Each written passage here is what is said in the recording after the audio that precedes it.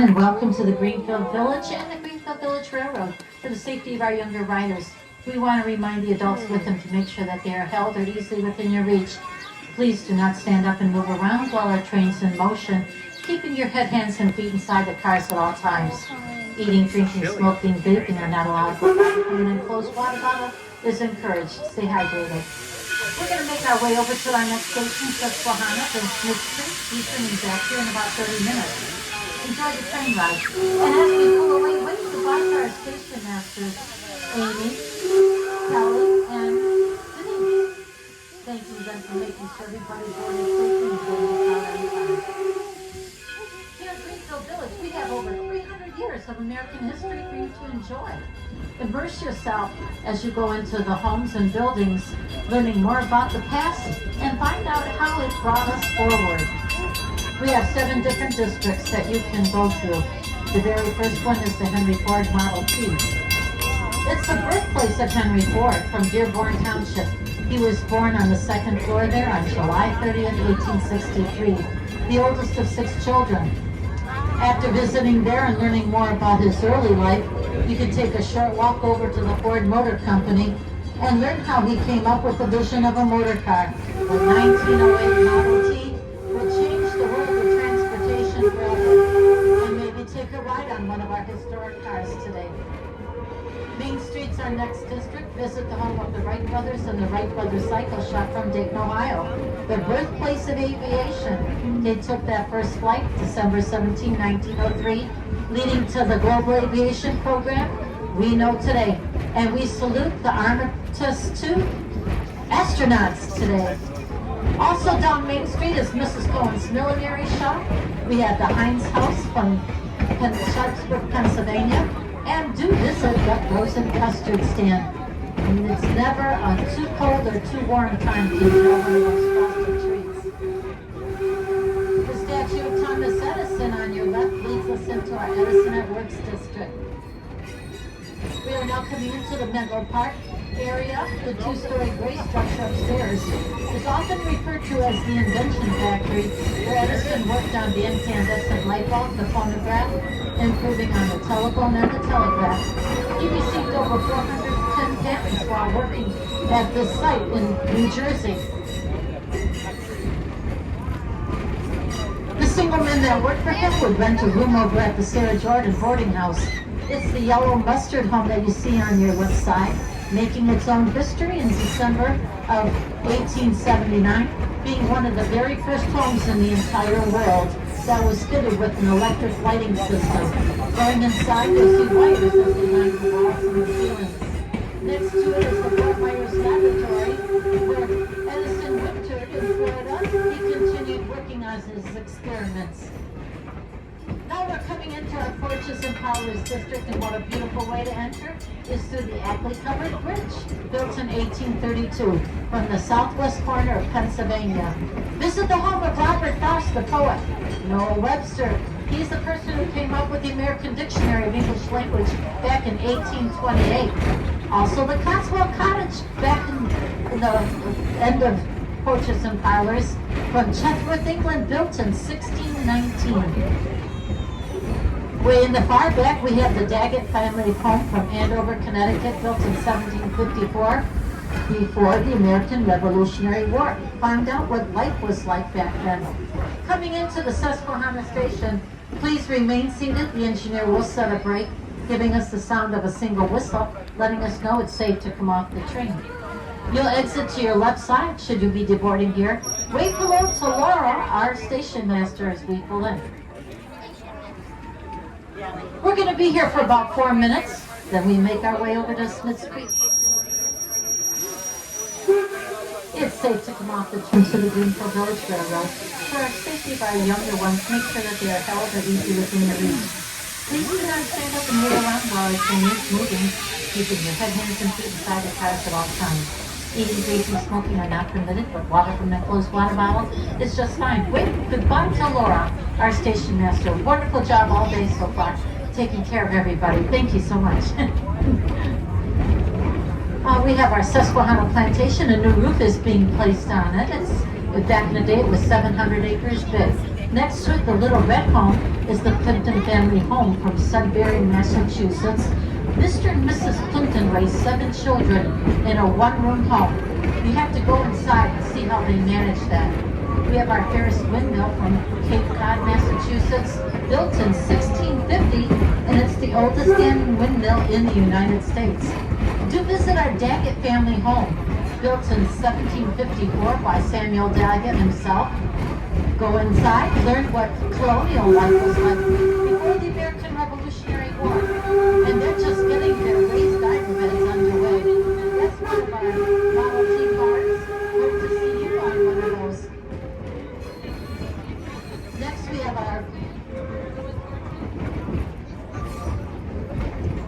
paddock for our Bradford Tron and Morgan horses. I don't seem to see any of them out there.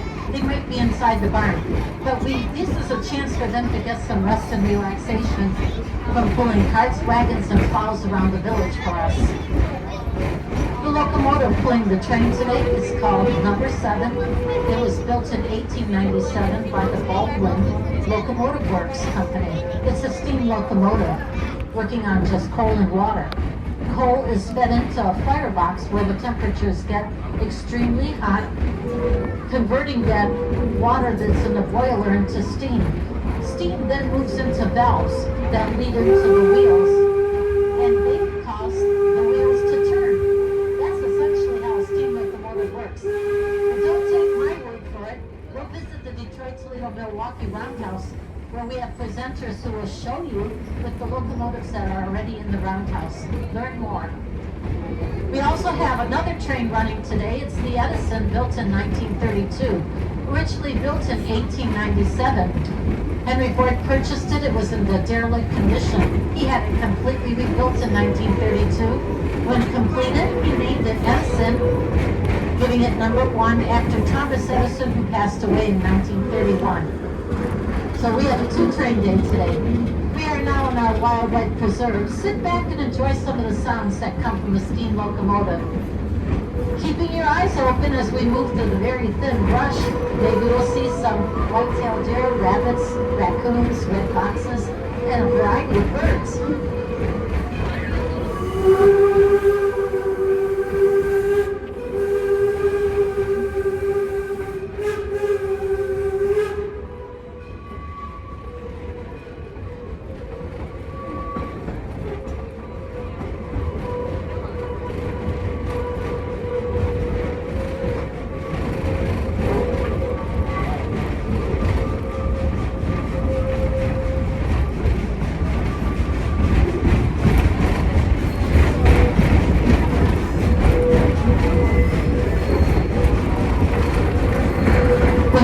Museum of American Innovation is a nonprofit educational organization.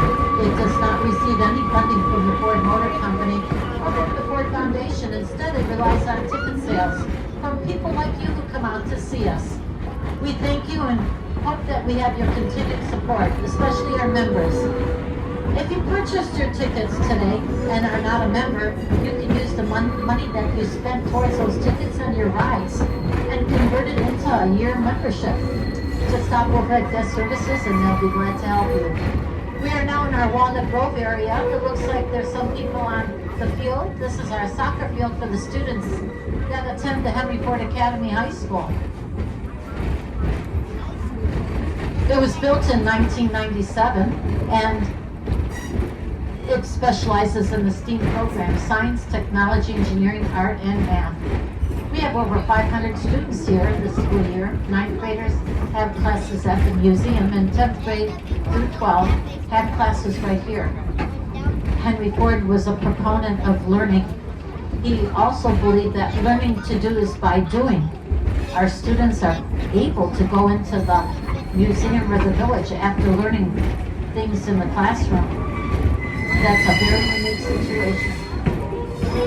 And just up ahead, these vintage Pullman cars on your left were converted into classrooms for the students. The red structure is a computer lab for the students. To be a student here, one must live in Wayne County, Michigan. After submitting the application, it becomes the luck of the draw in which you're able to attend high school here 4 years, and it's all tuition free.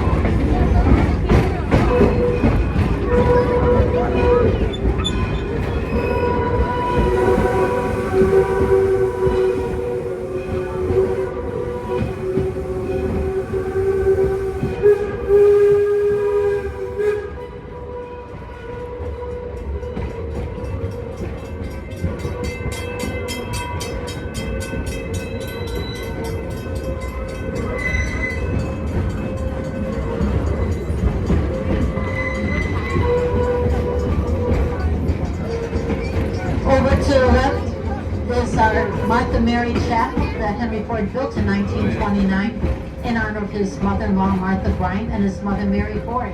Since 1930, there were many weddings performed here.